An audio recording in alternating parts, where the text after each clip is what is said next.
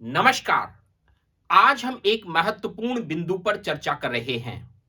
कोई भी लोकतांत्रिक सरकार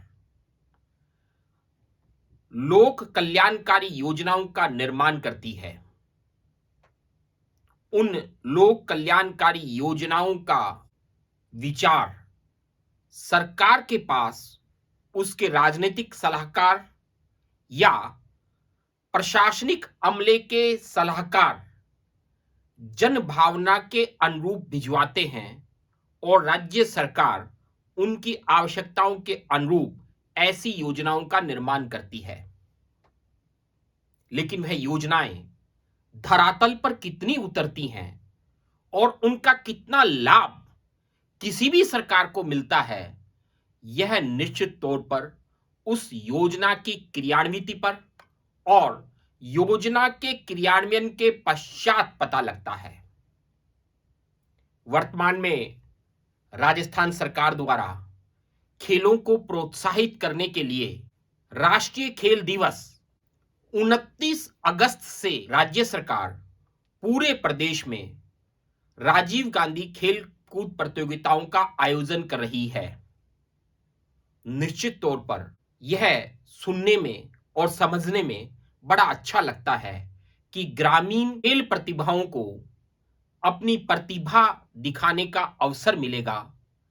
खेल के माध्यम से खेल भावनाएं संचारित होंगी जो समाज में सद्भाव को उत्पन्न करेंगी। लेकिन इस योजना के पीछे कुछ आयाम और भी हैं। मैं आपको मार्च 2020 के उस दौर में ले जाना चाहूंगा जहां वैश्विक महामारी कोरोना वायरस के संक्रमण के कारण पूरे विश्व के साथ संपूर्ण देश में सभी गतिविधियां बाधित हो गई थी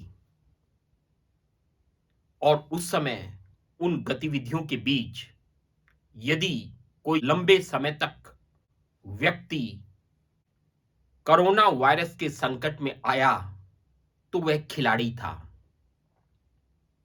खिलाड़ी मैदानों से दूर हो गए, मैदान सूने हो गए और चरम पर पहुंचा हुआ खिलाड़ी अपनी परफॉर्मेंस को दिखाने से वंचित हो गया।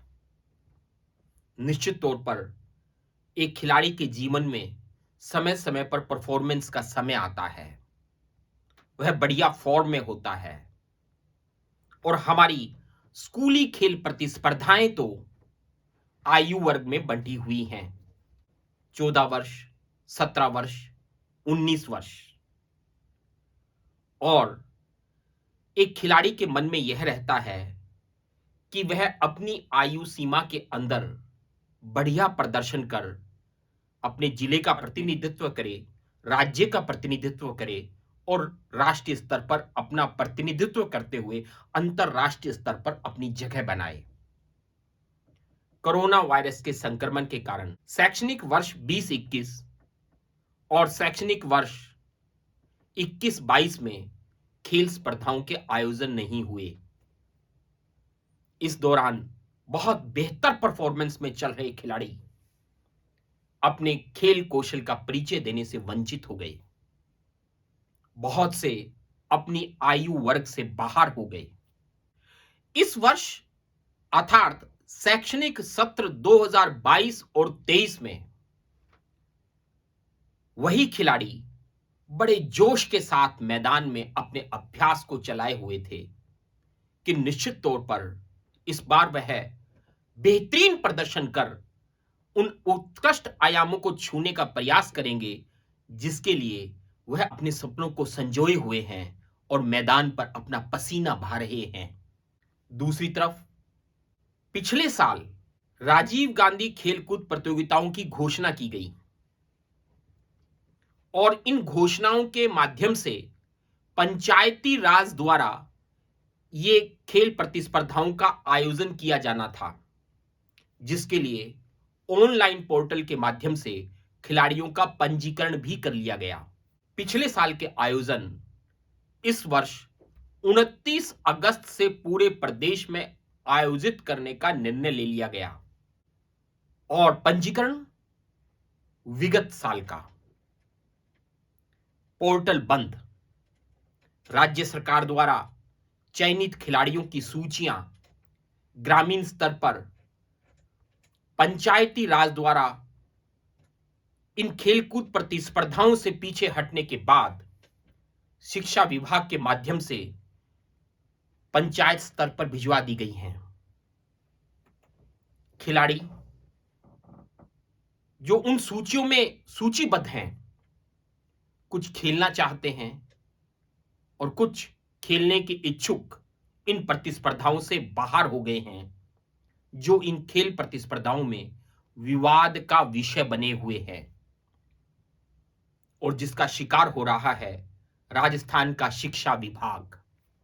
और एक इसका दूसरा चेहरा भी देखिए, मैंने आपको याद दिलाया कि स्कूली प्रतिस्पर्धाओं में अपनी खेल प्रतिभाओं का कौशल दिखाने का सपना संजोए हुए खिलाड़ी जो 2 साल बाद खेल प्रतिस्पर्धाओं के आयोजन का इंतजार कर रहा था और जो हमारे विद्यालयी पंचांग के अनुसार 29 अगस्त राष्ट्रीय खेल दिवस से प्रारंभ होनी थी, उन्हें राज्य सरकार द्वारा स्थगित कर दिया गया। राजीव गांधी खेलकूद प्रतियोगिताएं वह हैं जिसकी एक खेल के दल में दादा भी भाग ले रहा है और पोता भी भाग ले रहा है। स्कूली प्रतिस्पर्धाएं वह हैं जिसमें देश के भविष्य का खिलाड़ी अपने कौशल को दिखाने के लिए तत्पर था और उसका इंतजार 2 साल के बाद राज्य सरकार के स्कूली खेल प्रतिस्पर्धाओं के स्थगन के आदेश के बाद इंतजार बनकर रह गया है। निश्चित तौर पर ऐसे आदेश जारी करने वाले अधिकारी यह तर्क दे सकते हैं कि इन प्रतियोगिताओं 4 दिन की इन प्रतियोगिताओं के बाद में उन प्रतियोगिताओं का आयोजन हो जाएगा, लेकिन क्या वह उन खिलाड़ियों की भावनाओं को समझ सकते हैं जिन्होंने 2 वर्षों में अपने बेहतरीन प्रदर्शन की उम्र को खोया, अपनी आयु सीमा से बाहर हुए और अब 29 अगस्त का बेसब्री से इंतजार कर रहे थे और उनका वह रिदम टूट गया। क्या वह अधिकारी जिन्होंने आदेश जारी किए इस भावना को समझ सकते हैं कि हमारी लगभग 3 वर्षों से शैक्षणिक गतिविधियां प्रभावित हो रही हैं? स्कूल बंद थे, कभी ऑनलाइन कभी ऑफलाइन। ऐसी परिस्थितियों में जहां राज्य सरकार एक तरफ ब्रिज पाठ्यक्रम की बात कर रही है ताकि हमारा विद्यार्थी शैक्षणिक दृष्टि से पिछड़ा हुआ नहीं रहे, वहीं यदि इस विद्यालयी पंचांग में परिवर्तन कर इन खेल गतिविधियों को बाद में आयोजित किया जाता है तो क्या विद्यालय में शैक्षणिक गतिविधियां ऐसी सतत और निरंतर रह पाएंगी? ये बहुत गंभीर विषय है उन लोकतांत्रिक सरकारों के लिए जो अपने प्रभाव को आम व्यक्ति तक बनाए रखने के लिए और लोक कल्याणकारी योजनाओं के रूप में ऐसी योजनाएं लाती हैं जिनका परीक्षण आधार तल पर नहीं होता। यह समस्त बिंदु मैं सकारात्मक दृष्टिकोण से केवल लोकतांत्रिक सरकार के मुखियाओं तथा उनके आदेशों को क्रियान्वित करने वाले और उनको फीडबैक देने वाले अधिकारियों के लिए, अधिकारियों के मंथन के लिए रख रहा हूं ताकि आने वाले समय में लोक कल्याणकारी योजनाएं इस ढंग से हमारे जीवन को प्रभावित न करें। धन्यवाद।